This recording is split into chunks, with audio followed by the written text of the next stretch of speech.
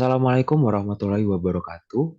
Di sini kami akan mempresentasikan materi terkait pertumbuhan yang meliputi aspek pertumbuhan, kurva pertumbuhan, dan hormon pertumbuhan dalam mata kuliah Fisiologi Hewan Air dengan dosen pengampu Dr. Yuni Kilawati, SPI, MSI.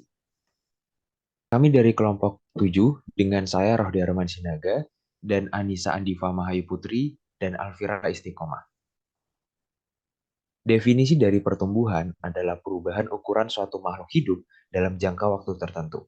Ukuran ini bisa dinyatakan dalam panjang, bobot, maupun volume, bergantung pada kepentingan pengukurnya. Pertumbuhan pada hewan air didefinisikan sebagai perubahan berat atau panjang di dalam waktu tertentu dan merupakan suatu proses biologis yang dipengaruhi banyak faktor, baik internal maupun eksternal. Pertumbuhan individu hewan air. Ini adalah perubahan ukuran panjang atau berat hewan air sejalan dengan perubahan waktu. Contoh, pertumbuhan individu ikan. Pertumbuhan populasi hewan air ini merupakan perubahan jumlah hewan air dalam suatu populasi sejalan dengan perubahan waktu. Mengapa mempelajari pertumbuhan hewan air sangat penting? Pertumbuhan mempengaruhi hasil panen komoditas komersial. Pertumbuhan memengaruhi ukuran tubuh, yaitu panjang dan ketebalan. Ukuran tubuh dan tingkat pertumbuhan dapat mempengaruhi resiko untuk predator. Ukuran juga mempengaruhi reproduksi. Pertumbuhan mempengaruhi waktu pematangan gona. Pertumbuhan mempengaruhi jumlah telur yang dihasilkan atau fekunditas dari suatu ikan. Faktor yang mempengaruhi pertumbuhan terdiri dari faktor dalam dan faktor luar. Faktor-faktor dalam meliputi keturunan, seks, umur, parasit, dan penyakit, atau faktor yang sukar dikontrol. Sedangkan faktor luar itu meliputi makanan, suhu perairan, dan faktor kimia perairan, yang merupakan faktor yang dapat dikontrol. Yang pertama adalah keturunan. Kultur atau budidaya. Ini merupakan faktor keturunan mungkin dapat dikontrol dengan mengadakan seleksi untuk mencari hewan air yang baik pertumbuhannya. Alam, tidak ada kontrol yang dapat diterapkan. Kemudian kedua, seks atau jenis kelamin. Faktor yang tidak dapat dikontrol. Ada hewan air, contoh ikan, betina yang pertumbuhannya lebih baik dari hewan air jantan atau sebaliknya. Ada pula spesies hewan air yang tidak mempunyai perbedaan pertumbuhan baik pada hewan air jantan maupun betina. 3. Penyakit dan parasit. Jika parasit atau penyakit menyerang organ pencernaan makanan atau organ vital lainnya, hal ini menyebabkan efisiensi berkurang karena kekurangan makanan yang berguna untuk pertumbuhan. Sebaliknya, jika hewan air yang diserang parasit tidak begitu hebat, menyebabkan pertumbuhan hewan air tersebut lebih baik dari hewan air normal, karena hewan air tersebut mengambil makanan lebih banyak dari biasanya, sehingga terjadi makanan untuk pertumbuhannya. 4. Umur. Pertumbuhan cepat terjadi pada hewan air atau ikan ketika berumur 3-5 tahun. Pertumbuhan pada ikan berjalan lebih lambat daripada saat muda. Pada umumnya, ikan tua sebagian besar makanannya digunakan untuk pemeliharaan tubuh dan pergerakan, hanya sebagian kecil untuk tumbuhan. Yang kelima, spesies. Terdapat perbedaan tingkah laku di antara spesies hewan air, misalnya pola aktivitas yang berbeda. Trout yang aktif berlawanan dengan ikan lele yang kurang aktif.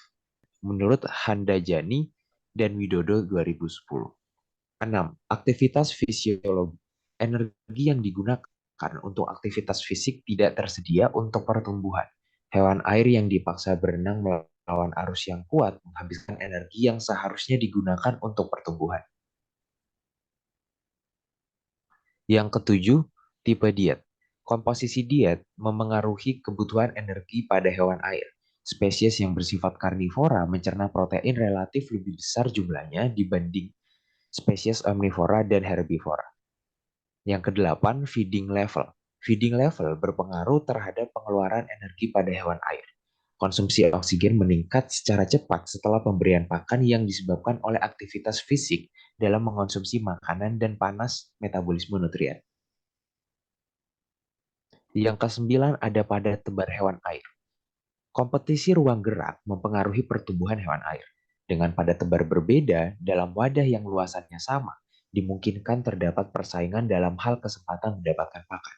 Menurut Kandarini et al. 2010 menjelaskan bahwa padat penebaran menyebabkan kompetisi ruang gerak dan perebutan oksigen terlarut pada hewan air dan juga menyebabkan hewan air mengalami stres sosial pada padat penebaran yang tinggi, sehingga menghambat metabolisme dan nafsu makan hewan air menurun. Dan yang terakhir 10 ada lingkungan yang meliputi suhu, oksigen, dan pH. Berikutnya adalah kurva pertumbuhan hewan air. Berikut terdapat gambar kurva pertumbuhan von Bertalanffy dalam pertumbuhan ikan. LT sama dengan L inf kali 1 kurang E pangkat negatif K kali T min T0. Dengan keterangan LT merupakan panjang pada umur, L inf panjang maksimum teorik atau panjang asimptotik yang dicapai ikan, K adalah koefisien pertumbuhan, dan T0 adalah umur hipotek ketika panjang ikan.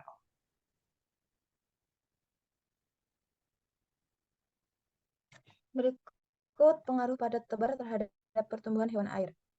Padat penebaran dapat menyebabkan hewan air mengalami stres sosial pada padat penebaran yang tinggi, sehingga menghambat metabolisme dan mengakibatkan nafsu makan hewan air menurun.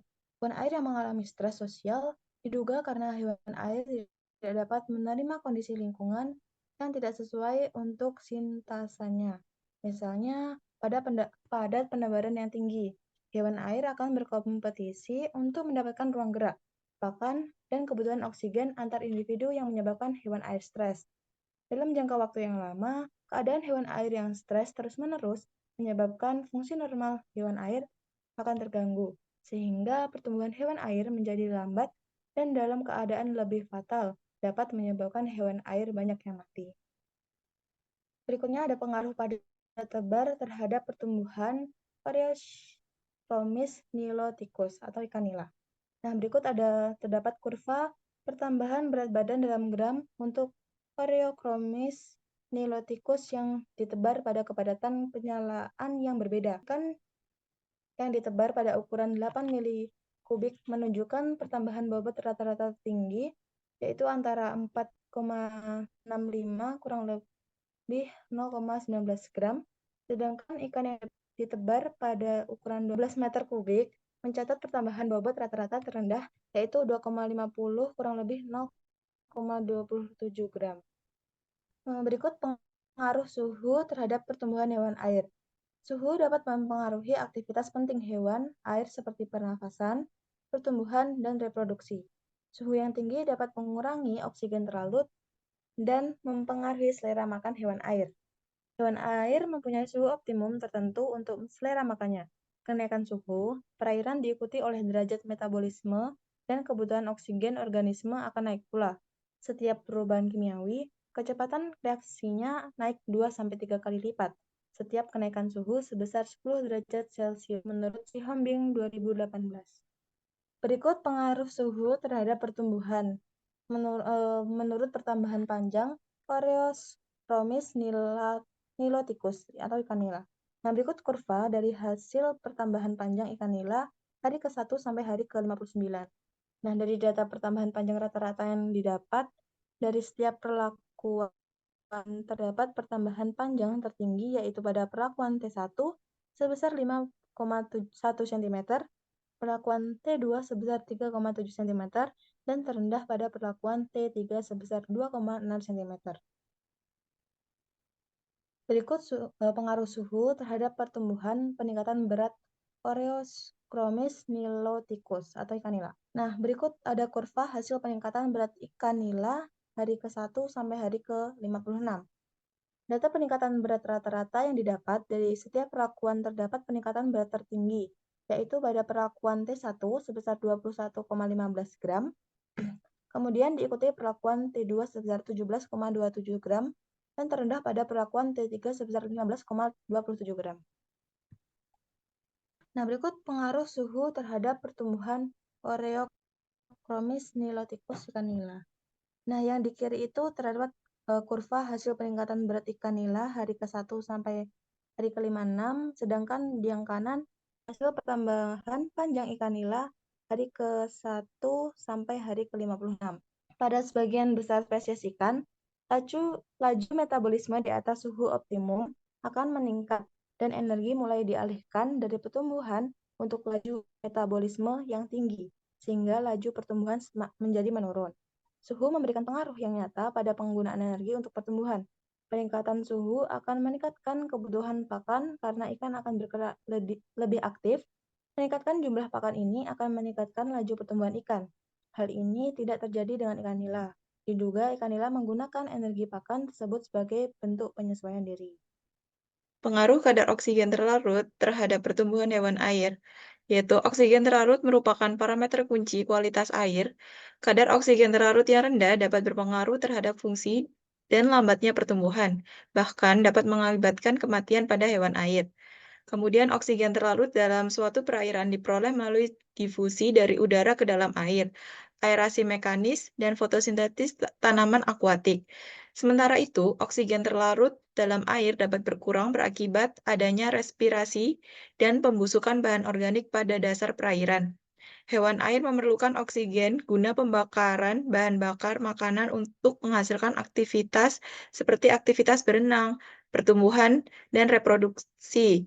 Konsentrasi oksigen yang rendah dapat mengubah metabolisme, laju pertumbuhan dan efisiensi pakan dari hewan air dan berperan sebagai faktor pembatas bagi pertumbuhan. Pengaruh kadar oksigen terlarut terhadap pertumbuhan Oreochromis niloticus atau ikan nila.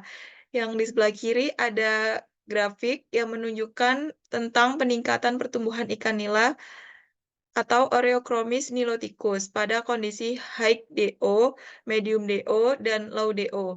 Pertumbuhan ikan dipengaruhi oleh oksigen terlarut, di mana semakin kecil oksigen terlarut, maka tingkat pertumbuhan ikan semakin kecil. Begitu juga sebaliknya.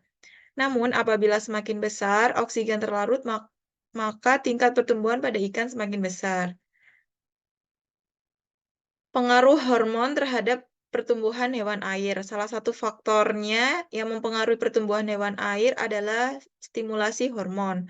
Hormon pertumbuhan meningkatkan transport asam amino melalui membran atau mempercepat proses kimia sintetis protein sehingga protein jaringan bertambah. Selain itu, hormon pertumbuhan meningkatkan kecepatan pengeluaran lemak sehingga lemak tersedia sebagai sumber energi. Kemudian ada pengaruh pemberian rekombinan growth hormone atau RGH terhadap pertumbuhan Oreochromis niloticus atau ikan nila.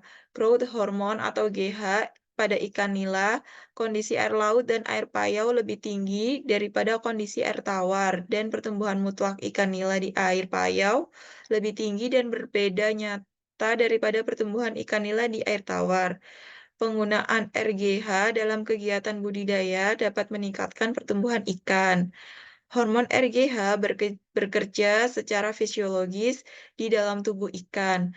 Mekanisme kerja dari hormon tersebut adalah memanipulasi ikan secara bioreaktif, yaitu RGH dapat menciptakan sebuah lingkungan biologis yang dapat menunjang terjadinya reaksi biokimia di dalam tubuh ikan secara eksplosif. Hormon RGH juga memiliki efek berlipat ganda serta memiliki sifat paruh waktu yang lama di dalam tubuh. Sekian presentasi yang dapat kami sampaikan, kurang lebihnya mohon maaf. Wassalamualaikum warahmatullahi wabarakatuh.